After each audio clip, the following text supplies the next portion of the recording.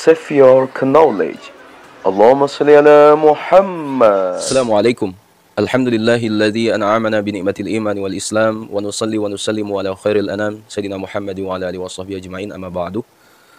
Kiai Haji Idrus Romli, itulah sebuah nama yang sudah tidak asing lagi di kalangan Ahlus Sunnah wal Jamaah.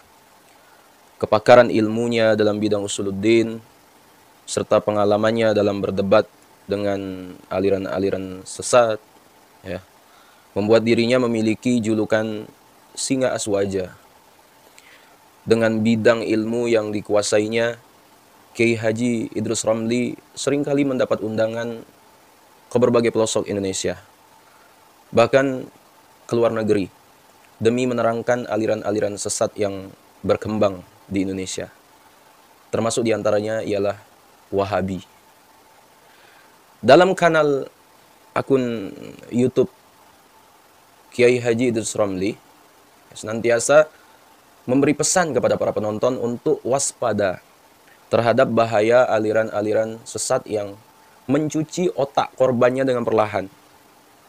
Hal ini tentu dengan sengaja beliau melakukan untuk menjaga kemurnian akidah Ahlus Sunnah wal Jamaah. Asabiku semua, ada yang menarik perhatian dari video yang telah tayang di YouTube Kiai asal Jember tersebut. Saya menontonnya, yaitu tentang ulama-ulama yang murtad dari Islam.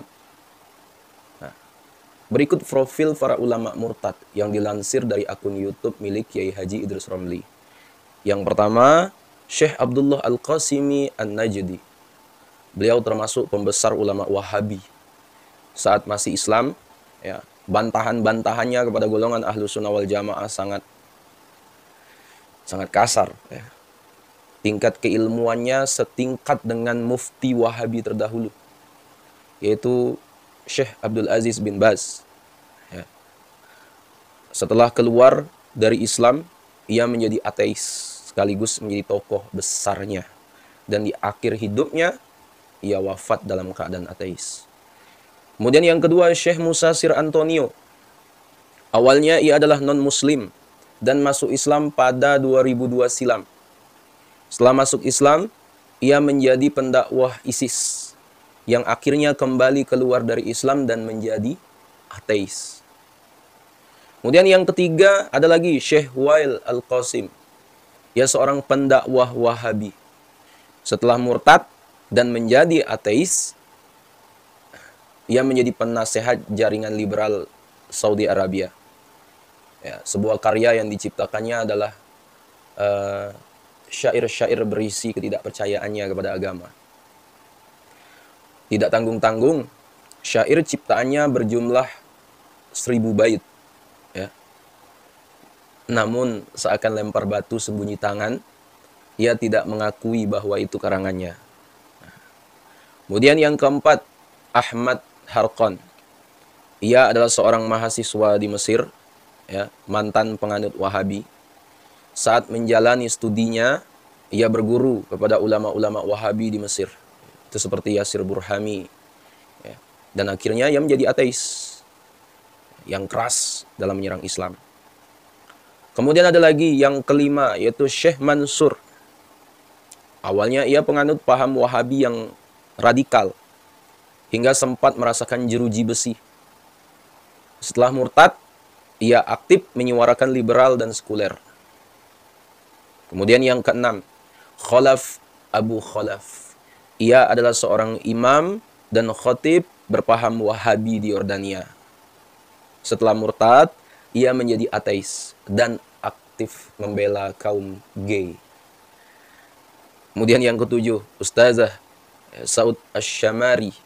Ia berpaham Wahabi yang juga alumni ilmu Al-Quran, studi barat dan mustalahul hadis. Sangat disayangkan karena sebelumnya sempat bercadar, namun setelah menjadi ateis, ia melepas semua atribut muslimahnya, ya, dan penampilannya kini terbuka.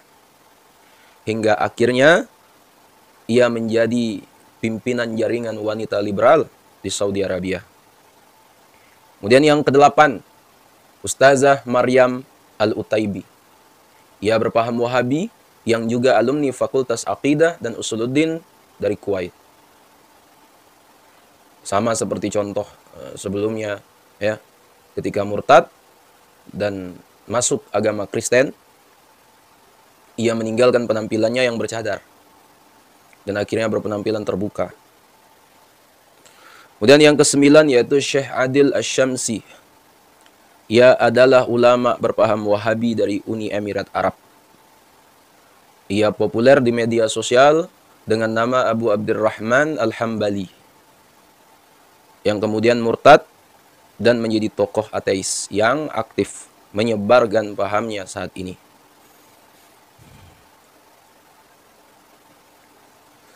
Azabiku semua, jika dilihat dari kacamata umum, hal itu sungguh tidak akan pernah terbayangkan. Ya, namun bagi Kiai Haji Idrus Romli, murtadnya para ulama yang berpaham Wahabi ini tidaklah aneh. Karena sejak Islamnya saja, pemahaman mereka telah salah dari jalur, ya, yang dibawakan oleh Sayyidina Nabi Muhammad Sallallahu Alaihi Wasallam. Asabiku semua yang dimuliakan Allah Subhanahu Wa Taala, mungkin itu dapat disampaikan.